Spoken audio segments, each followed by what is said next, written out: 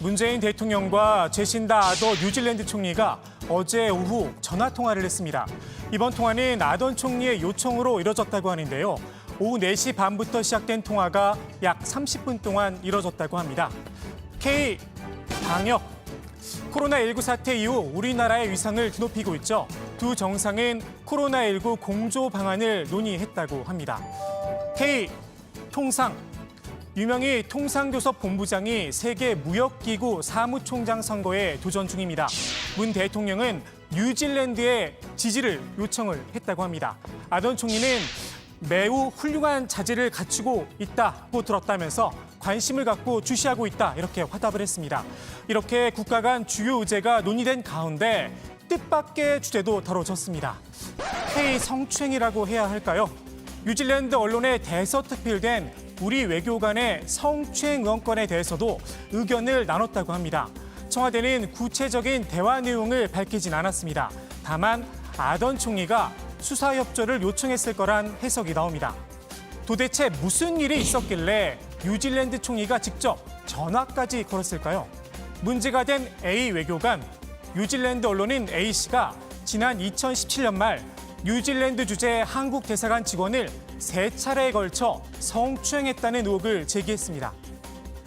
The first took place inside Kim's office, where it's alleged he directed the victim to help fix a problem with his computer, then suddenly and without invitation squeezed the victim's left buttock with his hand, and a second allegation quickly followed, this time outside the embassy elevator, where police say he approached the victim, grabbed him in the groin area and around the belt with his hand. And a third allegation came a few weeks later, this time that Kim grabbed his nipple and chest. 사건 당시 A씨는 대사관 자체 조사에서 억울하다 이런 입장을 밝혔다고 합니다. 성희롱할 의도가 없었다는 겁니다. A씨는 사건 이듬해 한국으로 돌아왔고 감봉 1개월의 징계를 받았습니다. 지금은 다른 공간으로 발령을 받아 해외에 나간 상태입니다. 문제가 다시 불거진 건 뉴질랜드 법원이 올해 초 A씨에 대한 체포영장을 발부하면서부터입니다. 현지 언론들은 한국 정부가 체포영장 집행에 협조하고 있지 않다며 A씨의 얼굴과 실명까지 공개했습니다.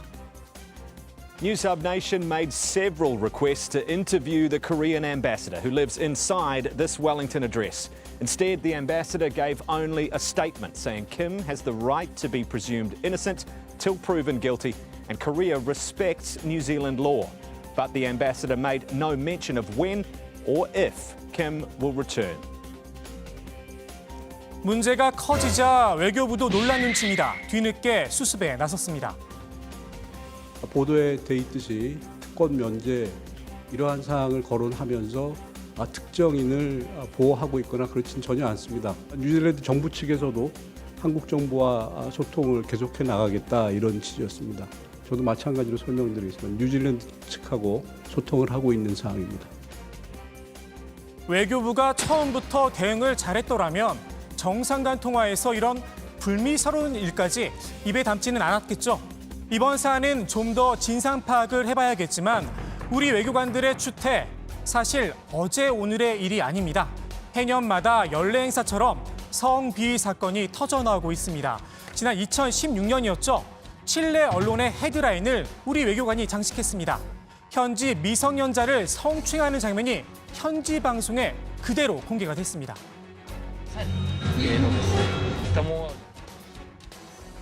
한국으로 유학을 갈 수 있는 장학생 선발권을 악용하기도 했습니다. 저희가 한 명씩 이런 문제가 없더라고요. 물어봤더니 제가 아저씨가 저희 유학생들한테 오빠를 안 보고 싶네. 2017년엔 에티오피아 대사가 하급자 3명을 상대로 성폭행과 성추행을 했다는 의혹이 불거졌습니다. 경력을 쌓기 위해 해외로 나온 젊은 여성들을 희생양으로 삼았다는 지적이 나왔습니다. 그러니까는 원치 않는 자리인 거죠. 그 술자리 자체가. 그럼에도 불구하고 이제 거부할 수 없이 그 자리에 나아가야지만 되는 그 상황 자체가 그들에게는 좀 힘들었다라고 이야기하고. 한 달 뒤 러시아 문화원장이 현지 대학생을 성추행하는 사건까지 불거지자 강경화 외교부 장관이 직접 나서 무관용 원칙을 천명했습니다. 국민이 신뢰하는 외교부로 거듭나기 위해 각종 비위에 대한 무관용 원칙을 철저히 적용해 나갈 것이며 2018년 상반기 중 감찰 담당관실을 설치하여 전 세계 180여 개의 제외 공관, 분관, 출장소에 대한 상시적인 감사와 비위 사전 예방을 위한 각종 조치를 추진하겠습니다. 강 장관의 경고에도 성비위 사건은 계속됐습니다. 주 파키스탄 대사관에 근무하는 고위 외교관 A씨는 지난 7월 대사관 여직원을 자신의 집으로 불러 술을 권한 뒤 강제로 신체 접촉을 한 걸로 조사됐습니다. 네, 몽골 우리 대사관 고위 외교관이 현지 여직원과 부적절한 신체 접촉 의혹을 했다는 의혹이 일고 있습니다. 오늘 몽골의 한 언론인이 자신의 페이스북에 관련 영상을 올렸는데요. 일본 주재 총영사가 부하 여직원을 성추행한 혐의로 귀국해서 경찰 조사를 받고 있습니다. 혐의를 일부 인정했습니다.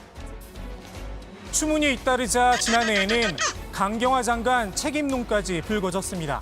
강 장관의 해명은 이랬습니다. 과거의 경우들을 보면은 분명히 지난 2년 동안 이런 사건들이 많이 접수가 되고 많이 조사 징계가 된 것으로 숫자가 굉장히 많습니다. 특히 공관장의 비위에 대해서는 과거에 비해서 아주 의미 있는 그런 증거가 있었습니다만 우리의 그 무관용 원칙에 따라 또 피해자를 보호하면서 이런 진정권이 과거에는 그 피해자들이 쉽게 이런 그 사건을 접수하기가 어려운 분위기였던 것으로 생각이 됩니다. 강 장관 말에도 일리는 있지만 꿈보다 해몽이란 지적도 있었습니다. 또다시 불거진 외교관 성비위, 강 장관이 강조했던 무관용 원칙이 어떻게 작동할지 지켜볼 일입니다.